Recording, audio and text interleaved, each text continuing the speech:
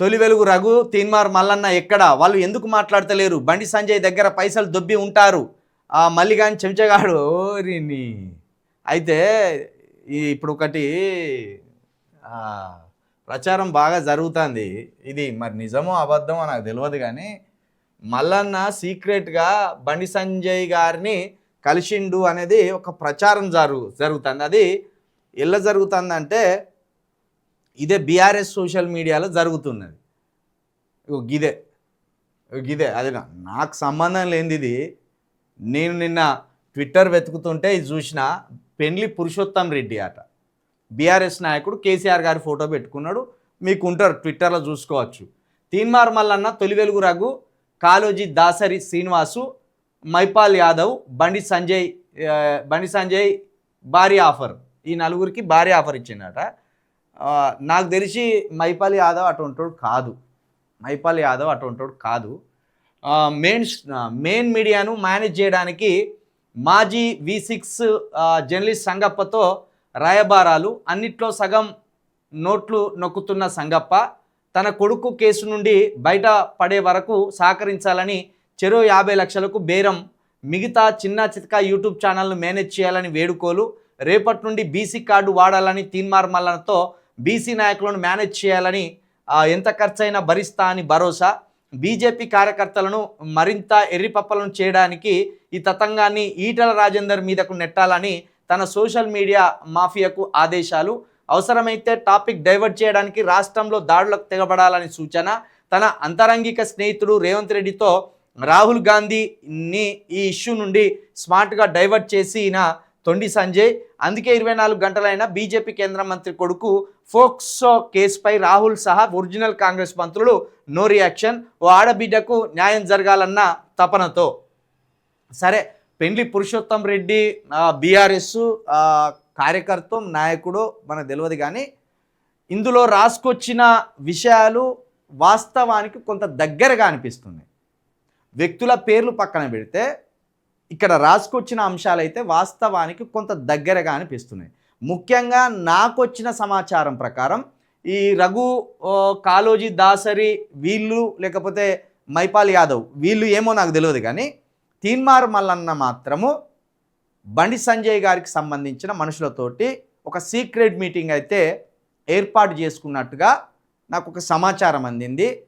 అందులో ప్రధానంగా బీసీ కార్డును మనం వాడాలి, బీసీ నాయకుల పిల్లల మీదనే ఇంత అన్యాయమా అని వాడాలని చూస్తున్నారు. దానికంటే ముందు అమ్మాయి కులం ఏందో పాపం తెలుసుకోండి, అమ్మాయి కులం ఏందో కూడా తెలుసుకోండి. దానికంటే ముందు గతంలో ఇదే తీన్మార్ మల్లన్న, ఇదే బండి సాయి భగీరథు కాలేజ్ స్టూడెంట్ల మీద అత్యంత పాశవికమైన క్రూరమైన దాడులకు పాల్పడ్డప్పుడు కూడా ఇదే తీన్మార్ మల్లన్న వకాలత్ పుచ్చుకొని లాయర్ లాగా మాట్లాడింది. ఇప్పుడు మల్లన్న అప్పుడు మాట్లాడిన సార్దారిచ్చిన విషయమే, మల్లన్న అప్పుడు బండి భగీరథని వెనుకేసుకొని వచ్చిన విషయమే, బండి భగీరథకు అప్పుడు సపోర్ట్గా నిలిచిన అంశమే ఇప్పుడు ఇలాంటి ఫోక్సో కేసుల వరకు వచ్చింది.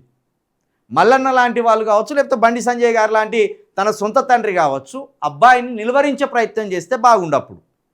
ఇది తప్పు. సమాజంలో మనం మంచి ఉన్నతమైన పదవుల్లో ఉన్నాం, ఇట్లా చేయకూడదు అని బండి సంజయ్ గారు లేకపోతే తీన్మార్ మల్లన్న కులమని చూడకుండా సమాజంలో జరిగిన తప్పులను ఎత్తి చూపి, బండి సంజయ్ అన్న మీ కొడుకును కొంచెం జాగ్రత్తగా పెట్టుకో, ఇంతటి ఘోరమైన పనులకు పాల్పడితే సమాజం క్షమించదు అని తీన్మార్ మల్లన్నో అప్పుడు మాట్లాడితే అబ్బాయి స్థితి ఇంత దాకా వచ్చేది కాదు. ఇక ముఖ్యంగా బీసీ కార్డు వాడాలని అయితే తీన్మార్ మల్లన్నను ఇదే బండి సంజయ్ గారి మనుషులు ఒక దగ్గర కలిసి చాలా చక్కగా ఆయనకు బోధించి వెళ్ళినట్టు కూడా తెలుస్తుంది. కాబట్టి బండి సంజయ్ గారి కొడుకును కాపాడడానికి ఓ విధంగా తీన్మార్ మల్లన్న సుపారి పుచ్చుకున్నాడని చెప్పాలి. అత్తల కిందికే అన్నట్టు కదా ఇది లెక్క. ఇక మరేంటి, ఇక ఇప్పుడు ఒకరిని కథం చేయాలి అంటే సుపారి అంటారు, ఇప్పుడు ఒక నిజాన్ని కథం చేయాలంటే సుపారి తీసుకున్నట్టేనే. కాబట్టి తీన్మార్ మల్లన్న అనే వ్యక్తి డబ్బుల కోసం ఎంతైనా దిగజారుతాడు. డబ్బుల కోసము ఛాయ పైసలు అడిగినోడు, ఎదగడానికి ఛాయ పైసలు అడిగినోడు డబ్బుల కోసము ఛాయ్ పైసలే నాకు దానం చేయండి అని అడిగినోడు డబ్బుల కోసం ఇంకేదైనా చేస్తాడని మనం భావించలేమా? ఖచ్చితంగా మల్లన్న డబ్బుల కోసం ఎంతకైనా దిగజారుతాడు. ముఖ్యంగా బీజేపీ కార్యకర్తలకు నా విజ్ఞప్తి ఒక్కటే, మీరు ధర్మం అంటారు, రాముడిని పట్టుకొని జై శ్రీరామ్ అని ఒక నినాదాలు చేస్తారు.